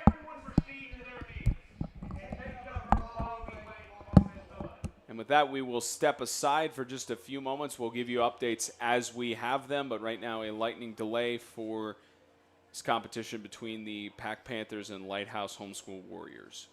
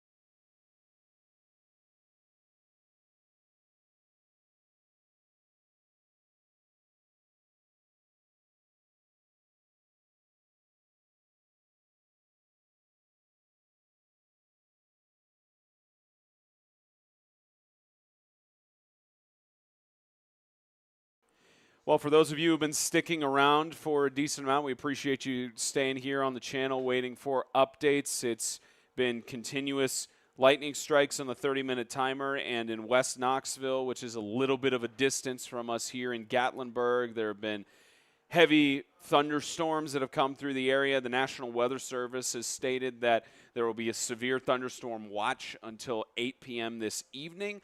The decision has been made, at least as of now. The organizers at Rocky Top Sports World have been in discussion with the coaches for Lighthouse Homeschool as well as the PAC Panthers. There have been discussions, and as it stands right now, the latest word we have is that there is a standstill due to inclement weather in terms of whether the Lighthouse and PAC game will be finished or whether or not it will be called as is. We know that, to our knowledge, the Tennessee high school rule is concerning that because of this game occurring in the state of Tennessee, it would fall to that jurisdiction, with the officials being a part of the Tennessee High School Officials Association or something along those lines. What we basically know is that with it being 3 quarters and a minimum of 3 touchdowns, 3 scores between all of the teams, the game could be called as is, but as we know now, it is not being called, and we are at a standstill for what can happen. We can tell you that there have been discussions about the contests, one contest or more being moved to Sunday, and all of the teams and their coaches have expressed, due to either league rules or because of other commitments that teams and families have, Sunday would not be an option for any of them. So what we have been told as well is that per the radar that the officials have been looking at, there is the potential for 6 o'clock to be the resumption of play, whether it's for the Lighthouse and PAC game or it is for either of the other games. We're not sure of that as of now, but of course the main concern in mind has been player safety, as well as making sure of if teams can actually play the games or not. So that is where we are at right now. As are the official word we have gotten from Rocky Top Sports World is that there is a standstill in terms of, because of the weather, on what decision is to be made regarding the Lighthouse Homeschool Warriors and their opponent in the Providence Athletic Club Panthers. There is a standstill on whether or not this game will be resumed. But at least for now, there are heavy storms that are set to be coming in the area. So at this point, the main concern is player safety. In terms of the 4 o'clock game that is supposed to be occurring between the 4 o'clock game that's supposed to be occurring between Georgia Force and Cabarrus is up in the air right now. Same thing with the Evangel Lightning and Cary Christian Knights. So we are going to keep this stream live as we hope to resume play here in Gatlinburg. We are not sure yet of what the next moves are. We will keep everybody updated either on this stream or on our social media accounts at 8Man Extreme. Feel free to follow us, and sure as well at Gatlinburg Bowl. We'll also be giving updates as appropriate. But for now, we are in a weather suspension, and we will figure out the next steps closer to time as we see fit. So thank you all for tuning in. We will keep you all posted on our social media as well as here on YouTube as available. But for now, weather delays.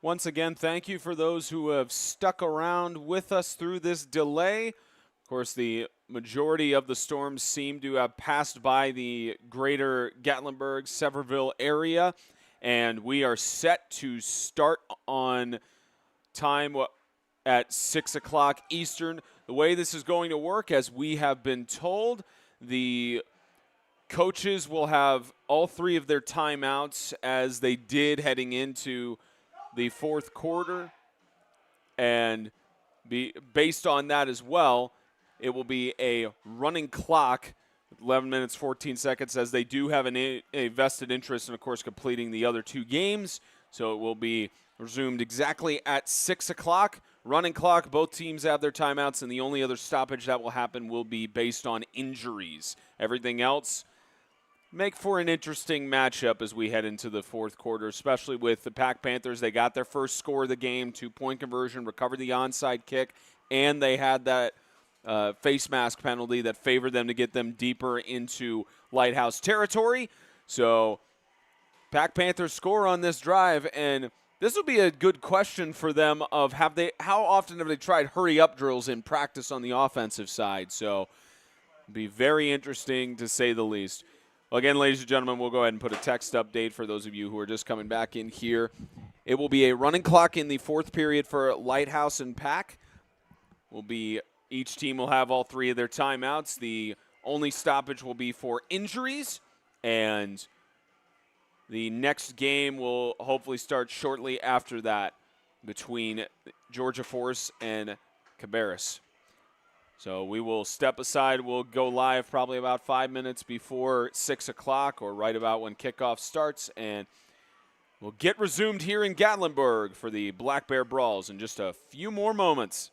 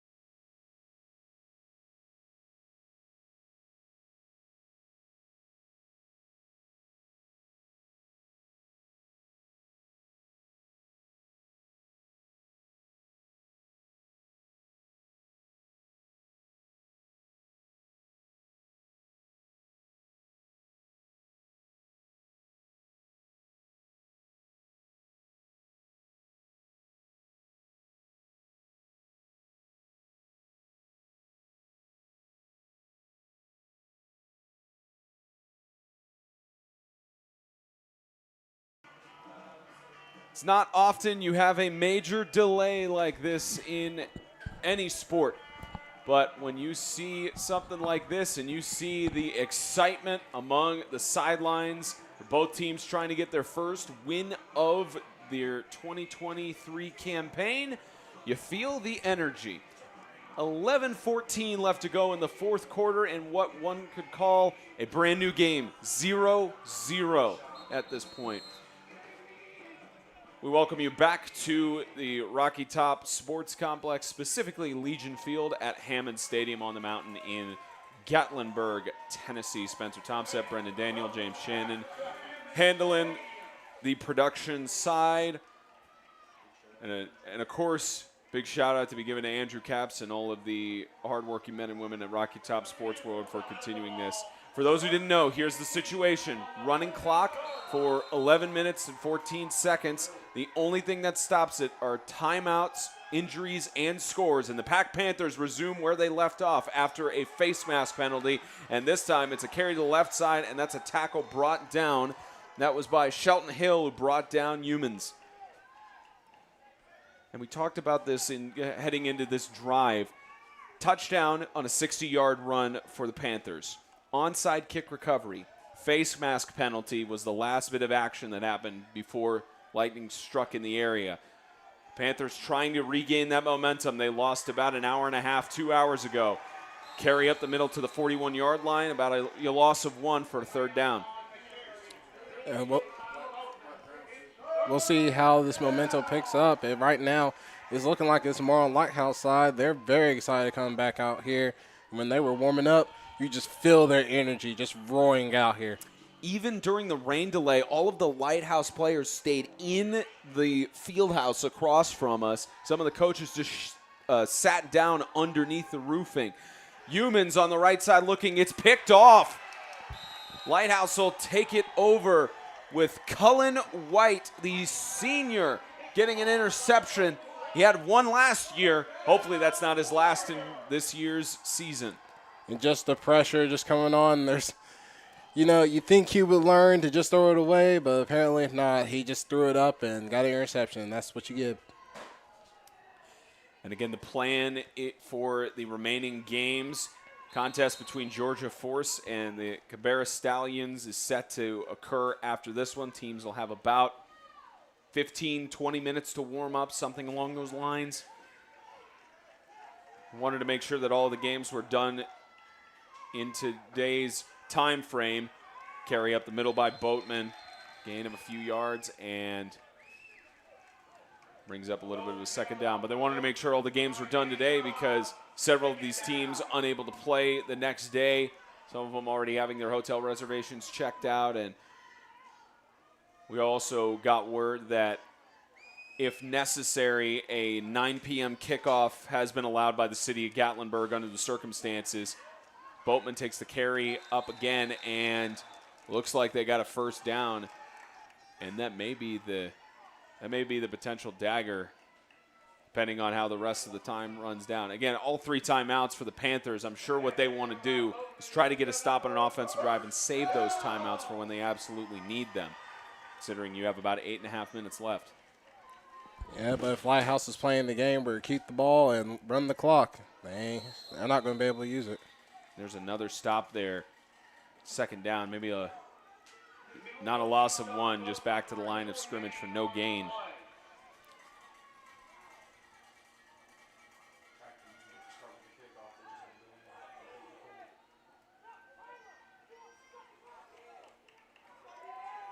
Second and 10 from the 43.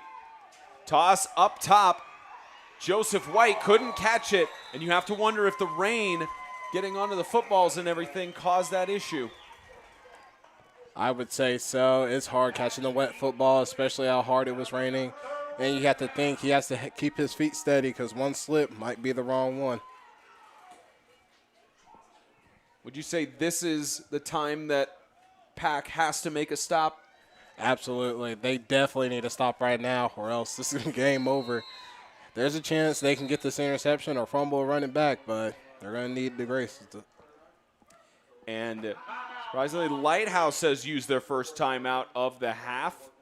And that makes it, and they got 2 more remaining. A little bit of a break for the Panthers in case they can make this stop here. Saves them some time. With 7:24 left to go in the contest. And just a reminder, what was supposed to start at 4 p.m. Eastern was the contest between Georgia Force and the Cabarrus Stallions. That game will be starting almost immediately after this competition concludes.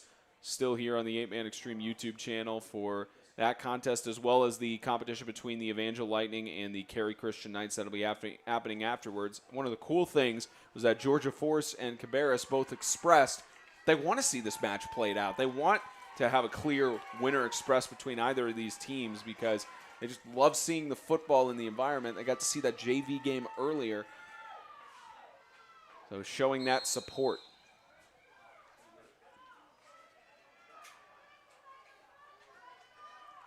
Third and 10. A necessary stop for the Panthers. Almost an offsides. Encroachment, I should say. Third and 10 in the backfield. Hirsch trying to make it to the outside. He is forced out of bounds. And, of course, the clock will continue to run. Brings it to a 4th down and 5 on the 48-yard line. Of course, the Warriors taking their time. But here's where you want to make that big stop as the PAC Panthers. They have to do whatever they can, no matter if it's a pass or a run. You got to stay on whoever has that ball. And it looks like they're going to go for it on 4th down. Possibly a go big or go home mentality. And 5 yards to gain. And they're going to give it again to Hirsch. Hirsch to the outside, trying to find the space. He's stopped short. Turnover on downs. That's a good stop, and that's where momentum starts swinging now. Maybe PAC Panthers can get something going after that big stop on defense.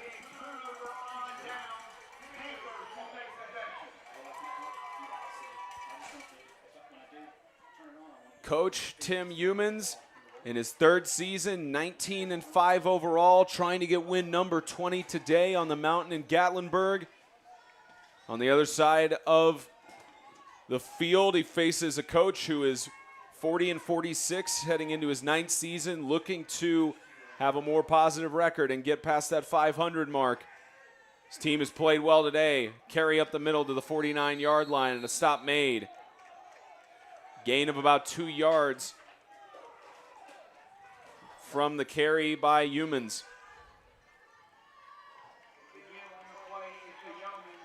And they're hurrying up to the line of scrimmage, knowing what they're facing right now. And they'll run it to the right side again. A little bit more space this time. Carry to the right, that's by Reinhardt. And looks like he'll get to the 1st down marker. And there's a flag down.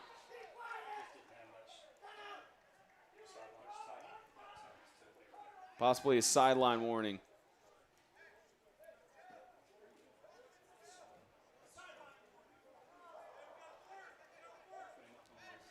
You think they call a horse collar at the end there. That's the reason why you're giving the sideline warning, because the coach went crazy because you didn't give the horse collar call. Showing his unappreciation for, or lack of appreciation for the potential missed call. 1st and 10. Fake, and a good fake out is Lamb going to the left side. Lamb has got himself in the end zone, and now potentially a 1-score game. And just what you needed right there, just a nice little fake off to give the defense something to distract them, and then just run it to the house, giving them now a little chance to get into this game. Gives them a closer chance to potentially make it a 1-score game, makes it within 12. And again, because they got that 2-point conversion on their first touchdown, all they have to do is just score 2 more touchdowns. And they still have all 3 of their timeouts. Humans, the fake, right side, short. 2-point conversion, no good. And again, the clock will stop on scores. 4:46 left to go in the 4th quarter. don't think we'd be surprised to see another onside kick attempted. Absolutely not, and I wouldn't be shocked if they somehow got the ball back because Lighthouse is getting too aggressive. They want the ball back and end the game, and sometimes you just need to relax and let the game come to you.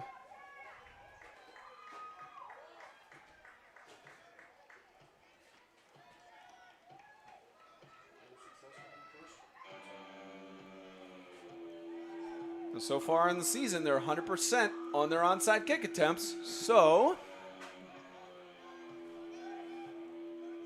desperation mode in a sense. Of course, they do have their 3 timeouts. Challenges, their defense has really been tested against the Warriors. Under 5, Gage Taylor, the sophomore, trusted with the onside kick. And they'll get the space a little bit. This will go the 10 yards. They got it. They got it. They got it. Xander Isom got the ball. Waiting on the official ruling. You see it bounce there. The official had the best angle to see it. And he ruled it the other. And okay, the official signaled for Lighthouse at first. They talked about it, and the PAC Panthers have it in possession.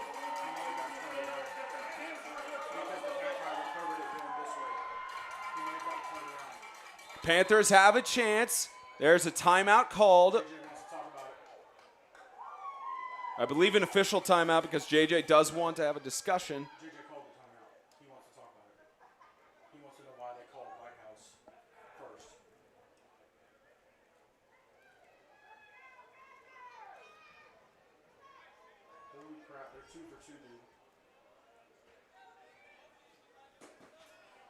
Waiting for the official ruling here just to clarify. And the clock will start. It was just an official's timeout. New set of downs, 1st and 10. Here's Lamb looking for the toss across. He's got it. The catch made by Isom. And they're marching down the field already, down to the 22-yard line. And that's what you need. Just get in bunches, make them think you're running the ball, and then just get up and throw that pass out. And officially a timeout called by the Warriors.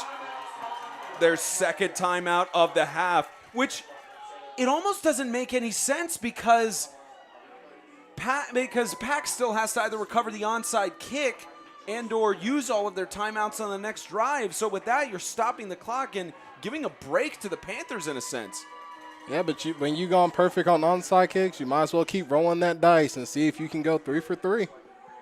Well, no, what I'm saying is Lighthouse called the timeout. So with that, you wonder if you're giving a break to the PAC Panthers in that regard. But you also, with how far they're marching down the field, Coach Duarte is wanting to regroup with his guys and make sure that they're in the right headspace to say, we just make this stop and run out the clock, we should be good. Yeah, especially with your defense. This is a big moment right here. I mean, if you don't get this stop right here, you have a possible chance of them coming back for that win and getting that onside again. And the senior Isom has really shown up in this second half as well. Now 12 points separate the teams. Chance to make it within 6. Here's Lamb looking on the left side. He's got the catch. Barkley for the touchdown.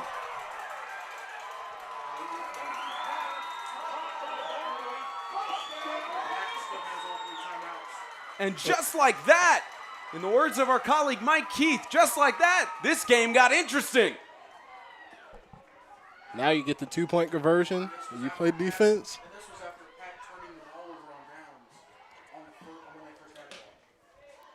James, you want to say that again for the audience since we didn't have you transfer? I was just adding, this is after PAC turned the ball over on downs to restart this game. They're 2 for 2 on onside kicks, and now they could go for a third one. Here's a 2-point conversion attempt. Sweep to the left. Reinhard gets the 2-point conversion. This game's within 4.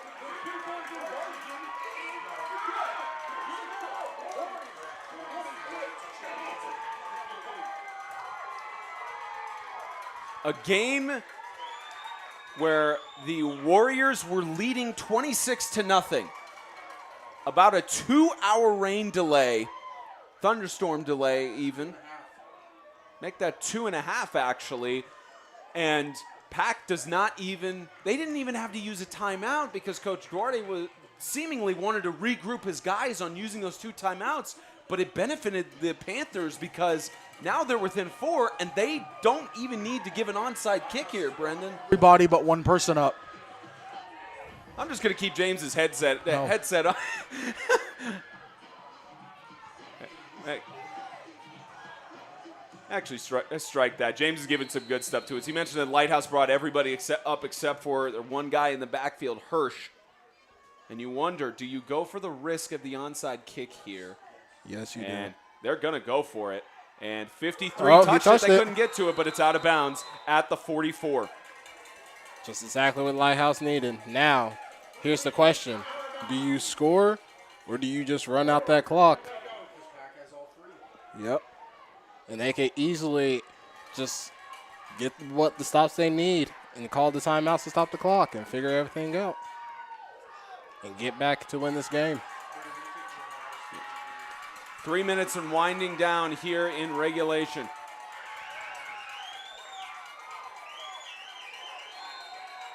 And the Panthers have all of their timeouts, which you'll definitely see them use them if they don't get some sort of turnover here.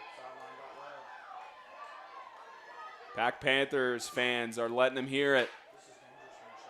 1st and 10 in the shotgun. Looking, that's a carry by Smith. Dally Smith has got space. Dally Smith down to the 35, brought down to the 34. And now I want you to pay attention because this is all thanks to one of the key blocks. It could have been stopped right about here, but that key block stopped it right there, and he's able to get free. And PAC uses their first timeout of the second half. Game-saving tackle there by the Panthers in the secondary, but it's still a 1st and 10 on the 34. This game has technically been on the air for 5 hours and 20 minutes. Close to 5.5 hours. Mostly dead air because of the delay. A 4-point game.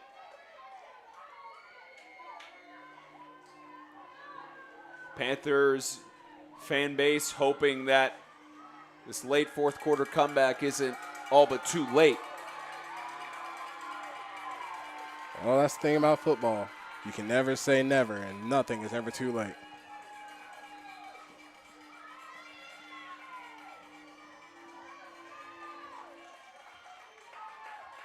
From the 34.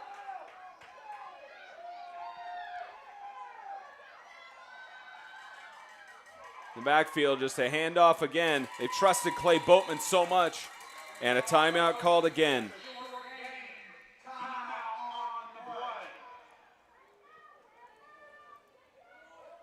Leave that to 15 in regulation. Both teams one timeout apiece. And here's the other factor about this as well. With Lighthouse, they do not have a field goal kicker. I believe they tried one to go to 27. So they have a field goal kicker, but the challenge is the conditions, but also the extra point. The extra point they tried earlier, it was defense rushed in too much for him to be able to get a chance to shoot off. So we don't know what their field goal kicker is capable of, or even if Coach Duarte would want to attempt that in this situation. And if they don't go for the field goal, they go for it on 4th down. And with only one timeout left, even if you get the stop on 3rd down, they're going to waste the clock because clock's not going to stop on a turnover on downs. So you got a lot of time that's going to be wasted here. In this situation, I'm looking to score. I'm not looking for a field goal. I'm not looking for anything. I'm ready to take these boys home and get this win. 2nd and 10. Carry up the middle again. Boatman. You can see the way they're tackling. They're trying to have the ball pop out, but Boatman's not letting anything happen. No, Boatman's too smart for that. He's holding that ball in like it's a nice piece of loaf of bread that he is hungry to keep home and ready to eat that sandwich. And this actually is a smart move by Coach Yeomans in not using his final timeout because because they can try to stop it. If they force it to fourth down, they could call a timeout to make less time wasted.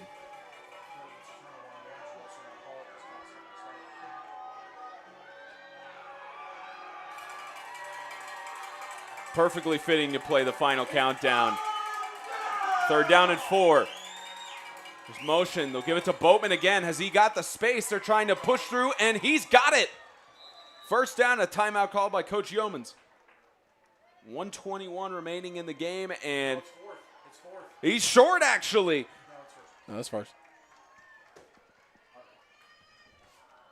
Correction, we got misleading information back and forth looking, and it was a 1st down, 1st and 10. On the 23-yard line. So now Lighthouse, all they have to do is essentially victory formation.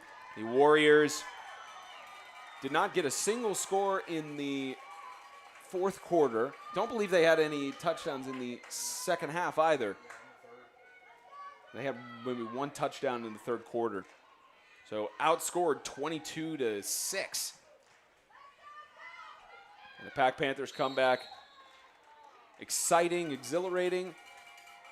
Just could not get the job done. The result finished on the field. But if I'm the Panthers, I'm not holding my head down. I'm keeping that high. We almost won this game. If we got that onside kick, it'd be a whole different story. Since we've got a little bit of time here, Brendan, who's your MVP for the game? Yeah, I'm definitely going to go with Knowles. He definitely had big key play parts of the game. Either Knowles or maybe Boatman, one of the two.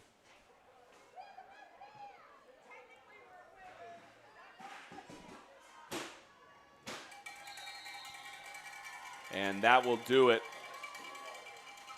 Looks like it. And they're going to call the ball game there on that knee. So that will finish it up. The Lighthouse Homeschool Warriors start out the season undefeated at 1-0. The PAC Panthers in their first matchup against the Lighthouse Homeschool Warriors, and only the 3rd team from the state of Alabama they have faced, fall to 0-1 to start out their 2023 campaign.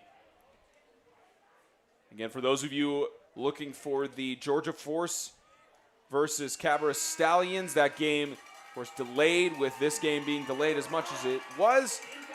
Coverage will be starting right here on the 8-Man Extreme YouTube channel in a few moments, so don't go anywhere other than swapping between live stream events on the YouTube channel to catch that game. We'll see you in a few moments.